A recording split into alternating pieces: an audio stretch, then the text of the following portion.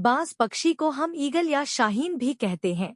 जिस उम्र में बाकी परिंदों के बच्चे चिचियाना सीखते हैं, उस उम्र में एक मादा बाज अपने चूजे को पंजे में दबोचकर सबसे ऊंचा उड़ जाती है। पक्षियों की दुनिया में ऐसा कठिन प्रशिक्षण किसी और का नहीं होती है।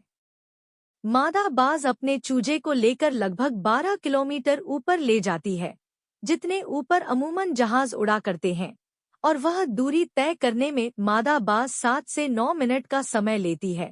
यहाँ से शुरू होती है उस नन्हे चूजे की कठिन परीक्षा। उसे अब यहाँ बताया जाएगा कि तू किस लिए पैदा हुआ है, तेरी दुनिया क्या है, तेरी ऊंचाई क्या है, तेरा धर्म बहुत ऊंचा है, और फिर मादा बाज उसे अपने पंजों से छोड़ देती है।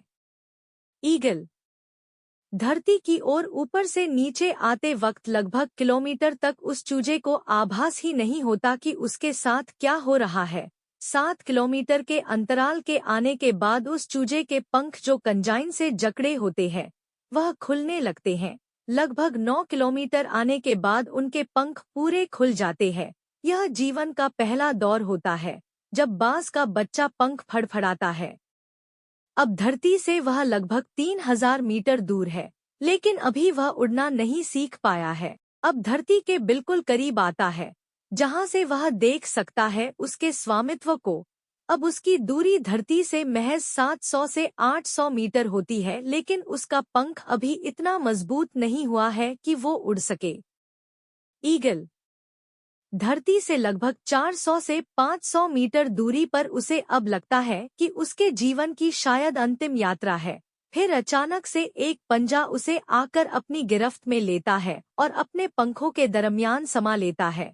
यह पंजा उसकी माँ का होता है, जो ठीक उसके ऊपर चिपक कर उड़ रही होती है। उसकी यह ट्रेनिंग निरंतर चलती रहती है, जब तक कि वह उड़ना नहीं सीख जाता।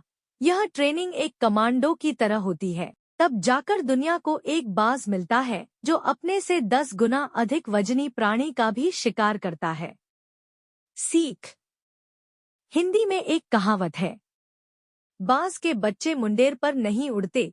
बेशक अपने बच्चों को अपने से चिपका कर रखिए, पर उसे दुनिया की मुश्किलों से रूबरू कराइए, उन्हें लड़ना सिखाइए, बिना आवश्यकता के भी संघर्ष करना सिखाइए। वर्तमान समय की अनंत सुख सुविधाओं की आदत व अभिभावकों के बेहिसाब लाड़ प्यार ने मिलकर आपके बच्चों को ब्रायलर मुर्गे जैसा बना दिया है, जिसके पास मजबूत टंगड़ी तो है पर चल नहीं सकता, वजनदार पंख तो है पर उड़ नहीं सकता, क्योंकि गमले के पौधे और जंगल के पौधे में बहुत फर्क होता है।